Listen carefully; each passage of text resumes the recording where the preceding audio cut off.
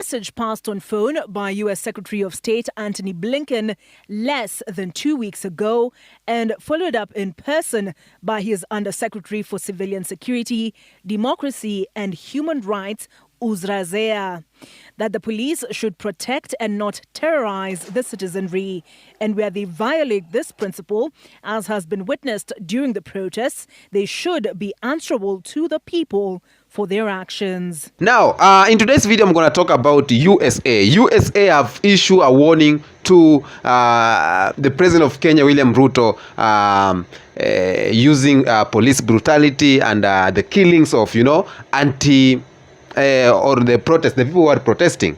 Yeah. Now, USA has warned Kenya, or has warned William Ruto. Let's listen to this.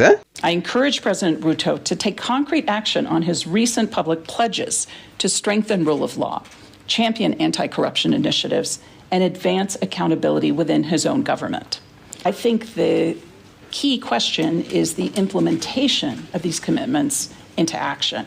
And one specific area, which I highlighted in my opening remarks, is the importance of investigating reports of security force abuses, prosecuting those found to be responsible, and ensuring that accountability is achieved. Zeya making these remarks after meeting with various security sector players, among them the Independent Policing Oversight Authority, which has accused the Office of the Inspector General of Police of sabotaging its efforts to investigate the killing of protesters by the police. And as for whether there will be consequences should the U.S. government's call for the respect of human rights go unheeded, I would underscore to you, it's well known that U.S. security assistance, partnership cooperation programs are also subject to U.S. law that requires that we are vigilant, with respect to our partners upholding human rights. And where there are allegations of gross violations of human rights, we have to be attentive and call for accountability. Now, my brother, USA has warned Ruto overusing the police brutality, the killings, the abduction. Now, the thing that have made me to talk about this topic is that we all know that US is behind all these things. We all know William Ruto is the puppet to the US. We all know IMF is the institution found in the US, and the US government knows what's going on in 254. And now they are, after people talking about if they'll keep quiet, they have come out and say that they have just issued a warning to William Ruto. So my question is this warning, is it legit one, considering that William Ruto is the puppet to them? Is it legit one, considering that they are the one who are imposing these high taxes and they are causing all this chaos?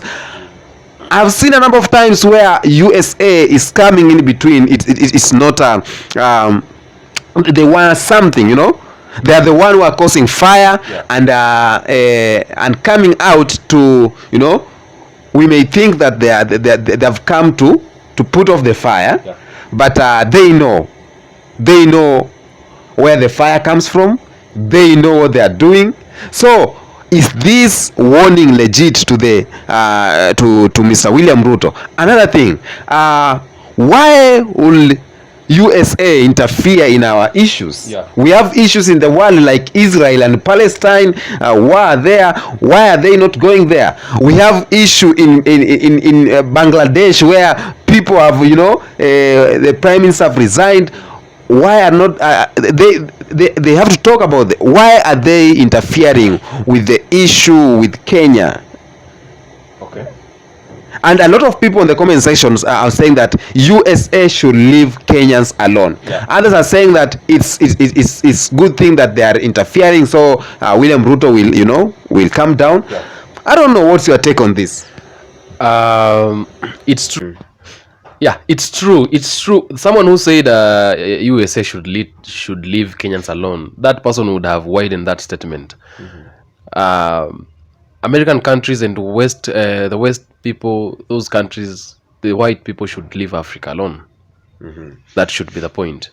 About the question that you've just asked me, there's a probability of the both situations.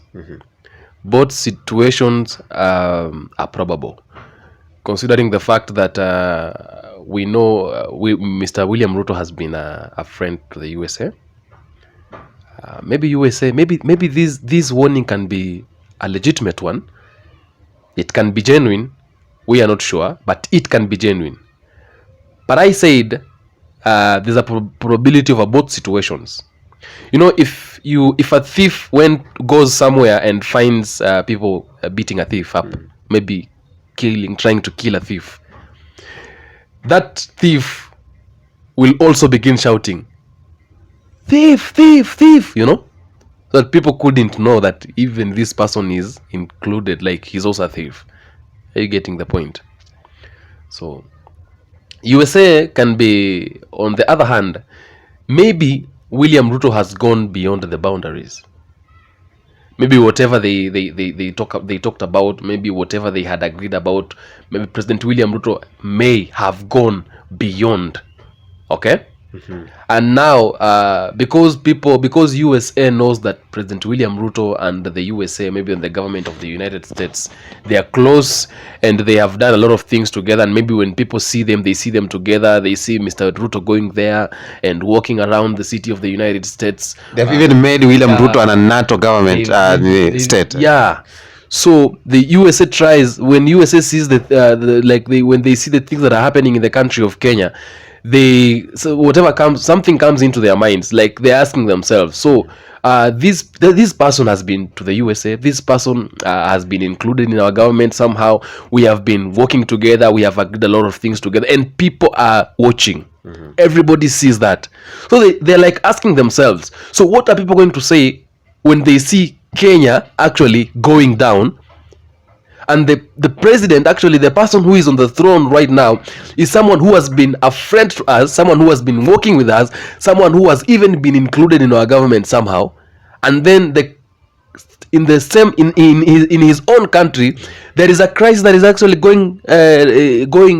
happening right now. So they're asking themselves a lot of questions. What are people going to say?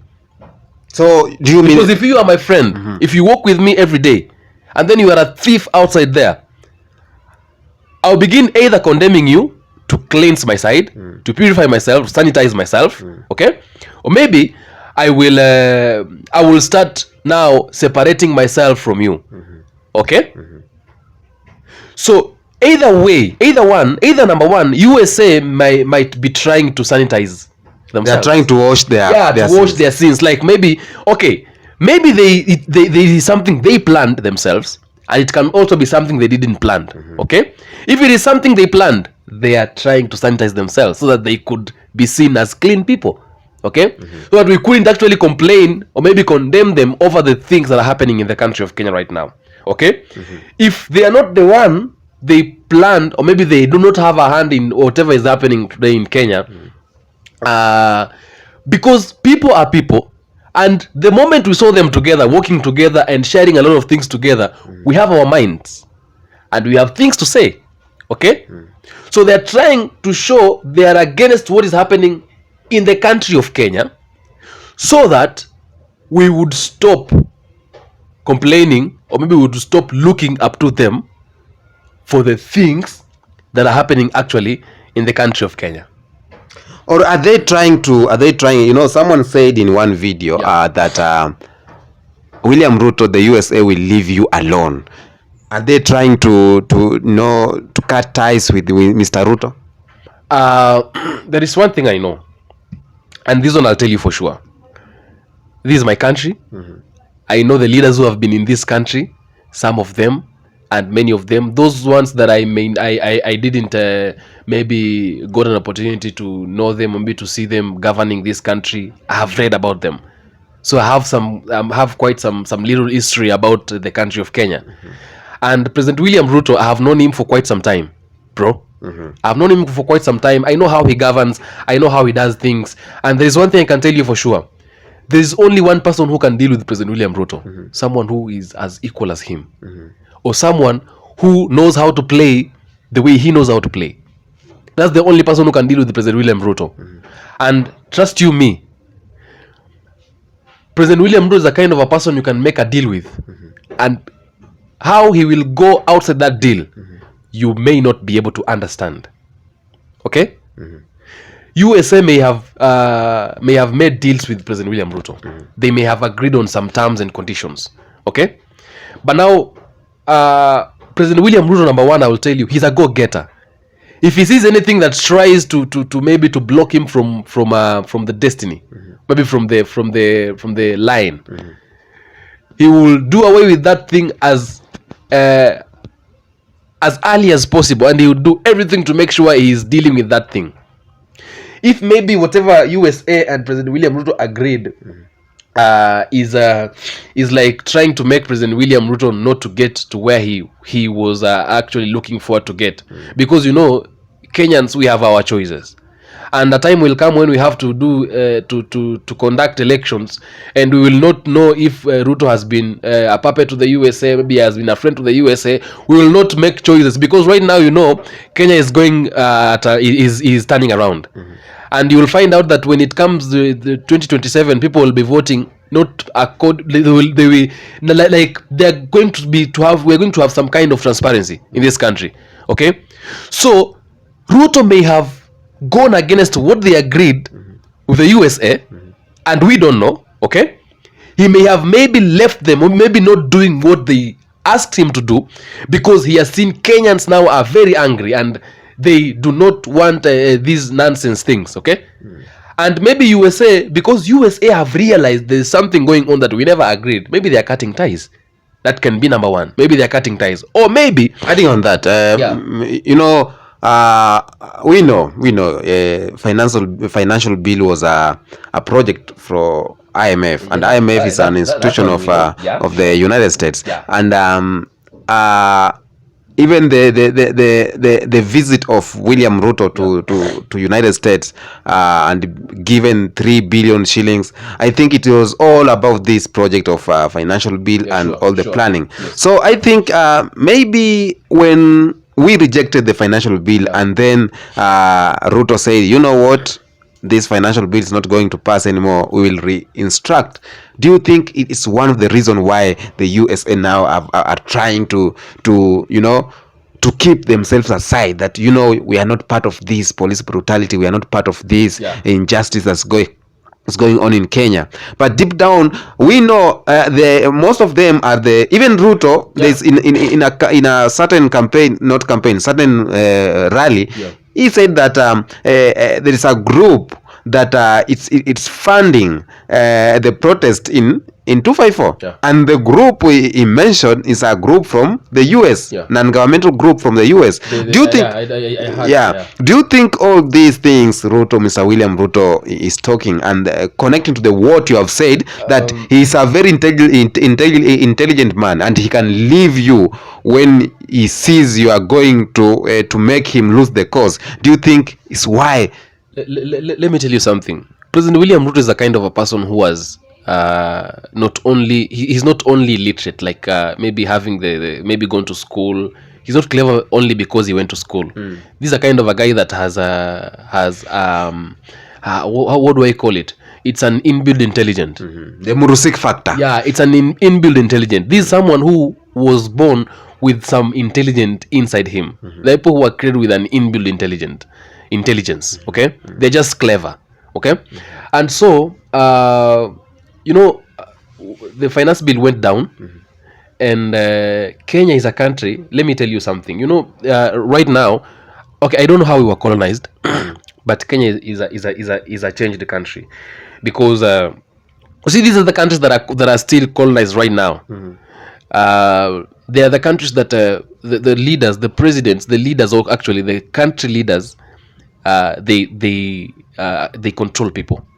Okay, it is very hard to deal with a country where you don't control people. People ask you what to do. People tell you what to do, like power for the people. Okay? Do you think in Kenya we have the power for the people? In Kenya we have power for the people, but it's limited. It's limited, yes. But okay, it is. I will put it this way. They are just realizing they are the ones who have power. Okay, because if Kenyans wants to go to the road right now, they will go to the road, and we have very few countries in the world with which people have power. A lot of countries, they are led, and when a president Rwanda being number one, and when president says something, that's it. You don't have to Rwanda, argue. you cannot protest. Yeah, you don't have to, like, you cannot say anything against president. You cannot argue. You cannot make content like how we are talking like this. You cannot make content against president. Yeah. You see, the other time in Uganda, a TikToker you heard of that story? Yeah. A TikToker just said something about President Museveni, and he was jailed for 6 years. He's a TikToker. He said just one simple thing. So it's not like in Kenya. You know, in Kenya we are trying to build a reputation, okay? A reputation that will take a very long time to be something. A reputation that we may never want it to get broken in time soon. So it is very hard to deal with a country, to work with someone who is in a country where people have say. People say what they want. If you don't do that, they will go to the road. Okay? How many times have you seen the opposition leader, the former Prime Minister Raila Odinga, protesting and nobody could do anything? He actually shakes the country, and the government will have to listen to him. Okay? So, USA may have actually agreed on something with President William Ruto, but now the problem is not President William Ruto. The problem is not USA. The problem is not the government of Kenya. The problem is the people of Kenya. And you will agree with me on that. Because if Ruto goes to the USA and he is told to come do something, do this and do this and do this, and then he comes to Kenya and implements whatever he has been asked to do, okay? And then Kenyans seemed to not to agree with maybe what the president has placed across. You know, they will wake up and demonstrate, okay? And it will be bad to an extent that the country will be going down. They went to the parliament. They wanted to burn down the parliament. That is something that has never happened before, and it shook the government, okay? Now the opposition, they came into the government again, okay, to try and calm things down. Are you getting the point? Now, Ruto sees far, like he has seen what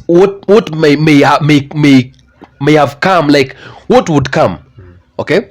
So what he's trying to do? What he's trying to do is to protect himself. It's better to stop working with the US. It's better to stop doing whatever I'm being asked to do by the US to protect my future. Whatever Mr. President is doing is to protect his future, because 2027 is around the corner and people are watching him. This is a guy who doesn't want to be a president to be a one-term president, okay? So US, they may have, maybe they have seen President Ruto, he's not doing what we ask him to do, okay? And then they feel like, no, this is like a scam. But it's not a scam. Ruto will do away with anything that will try to block him from his destiny. I know him. So maybe that is what is happening. We don't know, okay? And now the US is now blaming Kenya for everything. Oh, we are against the police brutality. We are against what? We are against what? And a good example is this one. For how long have we had the protests in Kenya right now? Since the Gen Zs? It's quite some time. It's like 2 months now. Okay? But we have seen the US have begun talking in this, maybe the second month. This time they are now talking right now. If they would be good people, and if they would be people of the goodwill, they would have started talking like maybe immediately the process began. Because immediately the process began in Kenya, the police brutality was there. People were being killed. Abductions were there. People just went missing, and you see, they would have started talking that time. Why are they talking now? Why now? Why now? That's the question we are asking. Why now? And let me say this. Mr. William Ruto, Yeah. as all we know in Africa, Ghanaians are talking, Nigerians are talking that Mr. William Ruto, Nana Akufo-Addo, President of Nigeria, and more others are the puppets to the US. Yeah. And it has been evident a number of time in the issue, in the issue of LGBTQ, in the issue of all these finance bill issues. It has been evident. But people are telling USA that you should leave Kenya alone. Stop this pretending you are issuing warning while you are quiet. Why now? That's the question a lot of people are asking. Yeah. Now, I want you to tell me in the comment section, what do you think about this issue of USA and Mr. Ruto? Are they cutting ties or are they just playing games to us? You know, but I know you know. What do you think? So tell us on the comment section, okay? Yeah. Tell us on the comment section, what do you think about this issue? Is Kenya or is Mr. William Ruto and the USA government, are they playing cards to us or they are cutting ties? Tell us in the comment section. Now, follow my G here. Yeah. Tell us your YouTube channel. Follow me at YouTube, on YouTube at Levimed TV. At Levimed TV. Levimed TV. That's where you'll find me. That's where I do my things. Welcome there. Let's do a lot of things together. Yeah. I am the Kenyan Beast, of course. We are rolling the African way. Until next time, I'm waiting to see your comments. Like this video and share. Let's do it the African way. Let's talk about our country. Let's talk about Africa. Let's talk about black people, because we have the voice and we are the people, and the people is power. Yeah, and we are actually the color of our continent. Until next time, peace.